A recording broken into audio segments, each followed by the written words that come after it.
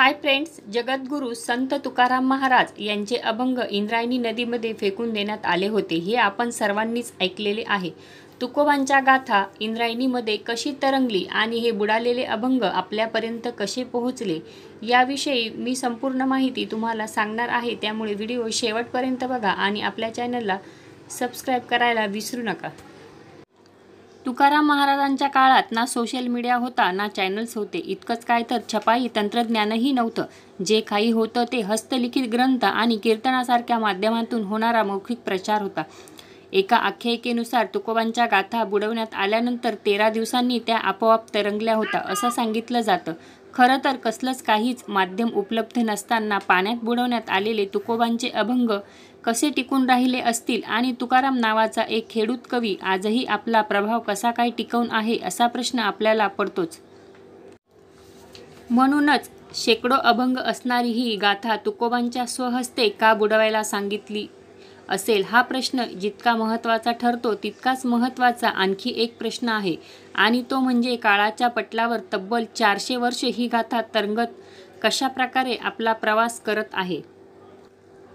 तुकोबांचं पहिलं सविस्तर चरित्र महपती ताऱ्हाबादकर यांनी लिहिलं। हे पहिलं चरित्र तुकोबांच्या निर्वाणानंतर तब्बल 150 वर्षांनंतर लिहिण्यात आलं असल्याचं अर्थातच त्यामध्ये काळाच्या म्हणून मर्यादा असणं उघड आहे आणि या मर्यादा अनेक संशोधक अभ्यासकांनी उघड करून दाखवल्या आहेत।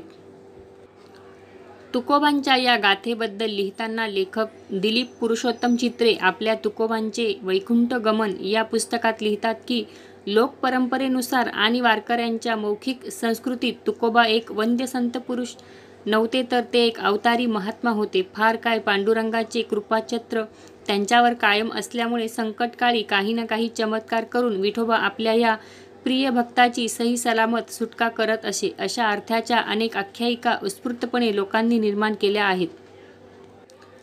अन्न पाणी वर्ज्य करून तुकोबांनी पांडुरंगाला निर्वाणीची आण घातली आणि त्यांच्या बुडालेल्या वह्या उतकी कोरड्या राहिल्या, सही सलामत बाहेर आल्या।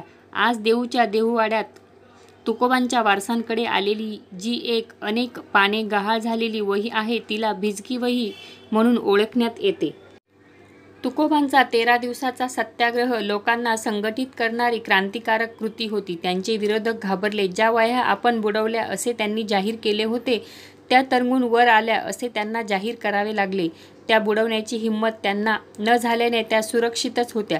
तुकोबांच्या गाथेचे जलदिव्य हे सत्य असो वा मिथकरूपी तथ्य असो, मराठी काव्याच्या आणि संस्कृतीच्या इतिहासातली ती एक क्रांतिकारक घटना आहे। वेदांचा अधिकार नसलेल्या शूद्रांचे विचार स्वातंत्र्य आणि आविष्कार स्वातंत्र्य पुकारणारी आणि स्थापित करणारी ही महत्त्वाची घटना आहे असं ते आवर्जून सांगतात। खरं तर तुकोबांच्या काळात छपाई तंत्रज्ञान नव्हतं, त्यामुळे लोक अशा हस्तलिखित गाथा नकलूनच घ्यायचे। तुकोबांच्या वह्या तरंगून सुरक्षित व कोरड्यावर आल्या असं समजल्यानंतर तेव्हाच्या भाविकांनी प्रसाद म्हणून त्यांच्या गाथेचे पान नकलून नेल्याचे तुकारामांचे चरित्रकार महिपती सांगतात। त्यांचा अर्थ असा आहे की तुकोबांनी त्या काळात जरी आपली गाथा स्वहस्ताक्षरात लिहून ठेवली असली तरी त्यांच्या हातची संपूर्ण संहिता जशीच्या तशी शिल्लक राहिलेली नसणार हे उघड आहे। आज त्यांच्या गाथेचे अस्सल समजलं जाणार एकुलते एक हस्तलिखित देहू देवस्थानच्या संग्रहात आहे असं मानलं जातं, पण या गाथेबाबतीत अभ्यासकांमध्ये शंका आहेत। तुकोबांच्या 14 टाळकऱ्यांपैकी एक असलेले संताजी तेली जनगाडे, गंधारपंत मवाळ आणि संताजींचे चिरंजीव बाळोजी हे तुकोबांचे कीर्तनात उत्स्फूर्तपणे निघालेले अभंग टिपून घेण्याचे काम करायचे। त्यातील संताजींच्या हातचे 1300 अभंग पुढे वि. ल. भावे यांनी प्रकाशित केले। बाळोजींचे हस्तलिखित अप्रकाशितच आहे, पण ही संपूर्ण जनगाडे संहिता पाहिली तर त्यात महाराजांच्या एकूण अभंगांपैकी निम्म्याहून अधिक अभंग दिसत नाहीत। दरम्यानच्या काळात वेगवेगळ्या फंडावर मौखिक परंपरेतून पुढे चालत आलेले तुकोबांचे अभंग जतन होत राहिले, त्यामुळे वेगवेगळ्या फंडांच्या वेगवेगळ्या गाथा सिद्ध होत गेल्या। अर्थातच त्या विविध गाथांमधील काही अभंग एकसारखे होते तर काही निरनिराळे होते। हस्तलिखित गाथा नकलून घेण्यासाठी 1864 साली 2000 रुपये इतका खर्च व्हायचा अशी नोंद लोकहितवादी यांनी केली आहे। आजच्या भाषेत हा खर्च 1-1.5 कोटी रुपयांचा असावा। इतका खर्च कशामुळे येत असावा तर 8-10 खेड्यात शिकलेला एखादा माणूस या कामासाठी लागायचा।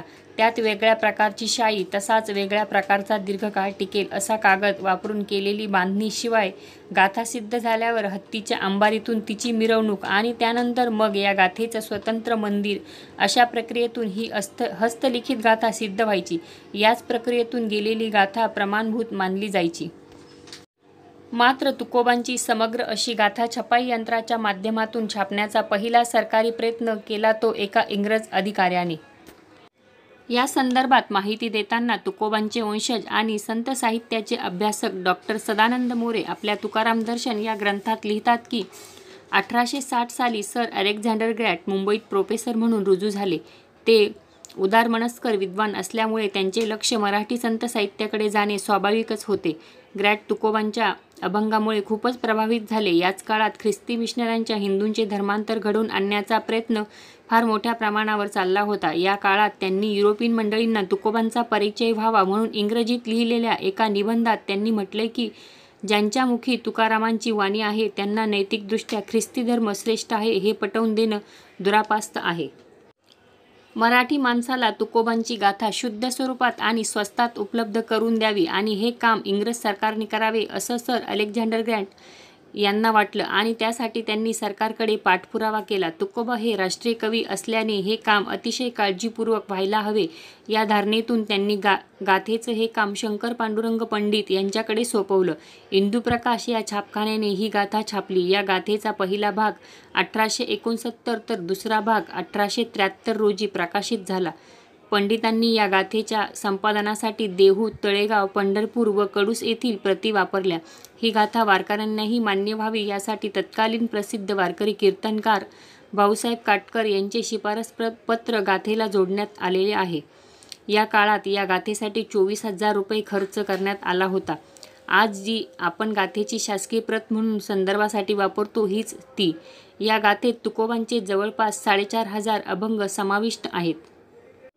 भिजल्या वहीची काही बोटावर मोजण्या इतकी दुर्मिळ हस्तलिखित आजही पंढरपूर व देहूमधील काही पारंपरिक वारकऱ्यांकडे आहेत. त्यातलं एक हस्तलिखित पंढरपुरातील नामदेव महाराज लबडे यांच्याकडे आहे. या भिजल्या वही संदर्भात माहिती देताना शिवाजी विद्यापीठाचे मराठी विभाग प्रमुख नंदकुमार मोरे सांगतात की मूळ स्वरूपातल्या अभंगाच्या ज्या वह्या होत्या त्या वह्यांमधील ही कदाचित आजच्या काळात उपलब्ध असलेली शेवटची वही असावी. तुकोबा जेव्हा कीर्तनाला उभे राहायचे तेव्हा ते अभंग कोणत्या क्रमाने म्हणायचे, त्याच स्वरूप काय होतं याचा अंदाज येण्यासाठी हा एक महत्त्वाचा दस्तावेज आहे. वारकऱ्यांची अशी श्रद्धा आहे की सगळ्या गदारोळात वाचलेली ही वही आहे म्हणून तिला भिजल्या वहीचे अभंग म्हणतात. दादा महाराज सातारकरांचे शिष्य असलेल्या बाबाजी परांजपे यांना या भिजल्या वहीचं महत्त्व लक्षात आलं होतं. त्यांनी ही हस्तलिखित गाथा दादा महाराज सातारकरांच्या निरूपणासहित भिजल्या वहीचे अभंग म्हणून पुस्तक स्वरूपात संपादित करण्याचंही काम केलं. तुकोबांच्या गाथेला एक वेगळ्या प्रकारचं महत्त्व होतं. त्याला जनमानसात एक वेगळं स्थान होतं. अशा प्रकारे तुकाराम महाराजांच्या गाथा आणि त्यात असलेले अभंग आपल्यापर्यंत पोहोचले. कशी वाटली माहिती जर आवडली असेल तर आपल्या चॅनलला सबस्क्राईब नक्की करा. थँक्यू.